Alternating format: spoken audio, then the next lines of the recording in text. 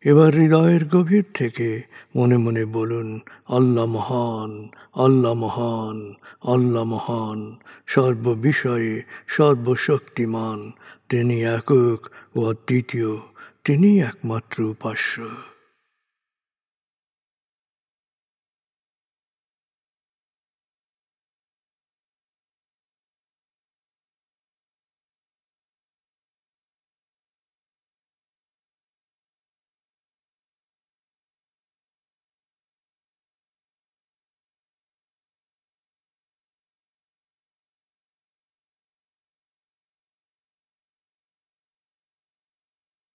হৃদয়ের গভীর থেকে প্রার্থনা করুন, হে আল্লাহ, তুমি আমাদেরকে বিশ্বাসী, সৎকর্মশীল, সংঘবদ্ধ মানুষ হিসেবে কোয়ান্টাম ফাউন্ডেশনে একাত্ম করেছ।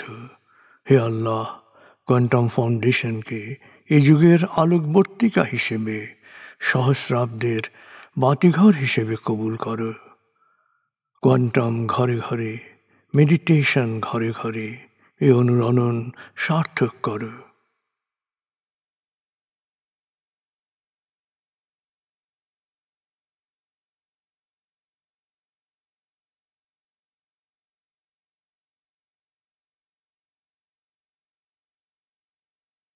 হে আল্লাহ, হে দয়াময়, হে মেহেরবান, কোয়ান্টাম ফাউন্ডেশনের সকল কার্যক্রম, শিক্ষা সেবা, শুদ্ধাচার, রক্তদান, এতিমান, প্রবীণ সেবা, চিকিৎসা সেবা, খতনা, মাতৃমঙ্গল, দাফন, কোয়ান্টাম মেথড কোর্স, এই সমস্ত কার্যক্রমকে সদকায়ে জারিয়া হিসেবে কবুল করো। এই কার্যক্রমে যারা সেবা দিয়েছেন তাদের সবার জীবনকে বরকতময়, প্রশান্তিময় করে দাও।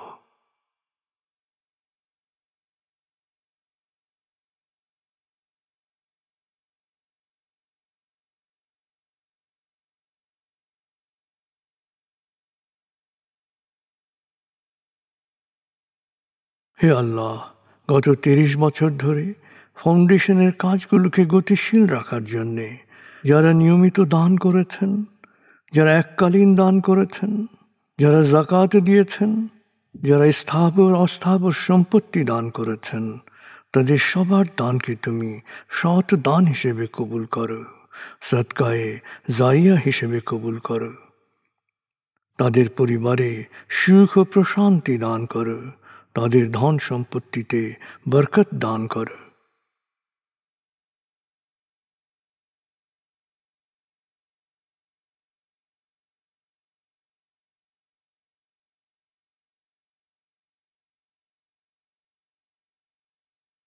এবার দেশের জন্য দোয়া করুন, হে আল্লাহ, দেশের প্রতিটি মানুষ যেন প্রজ্ঞাপূর্ণ সিদ্ধান্ত নিয়ে নিজের কাজ সবচেয়ে ভালোভাবে করতে পারে, সবাইকে সে তৌফিক দাও। হে আল্লাহ, তুমি আমাদের তোমার বিশেষ অনুগ্রহ ভাজন জাতিতে পরিণত করেছ, অফুরন্ত অনুগ্রহ সম্পদ দিয়েছ, বিশ্বকে বিভিন্ন ক্ষেত্রে নেতৃত্ব দেওয়ার মতো মেধা ও মস্তিষ্ক দিয়েছ। আমরা যেন ভালো মানুষ, ভালো দেশে রূপান্তরিত হতে পারি, আমাদের সেই তৌফিক দাও।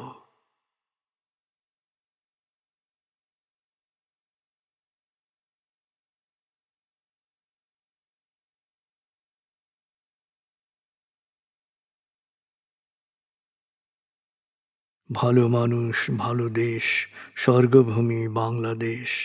ভালো মানুষ, ভালো দেশ, স্বর্গভূমি বাংলাদেশ।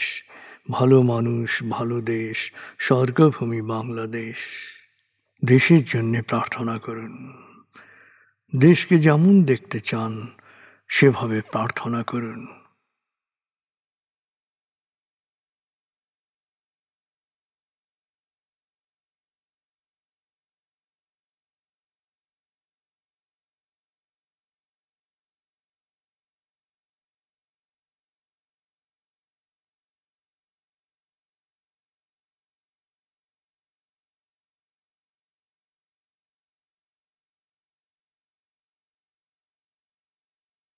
হে আল্লাহ,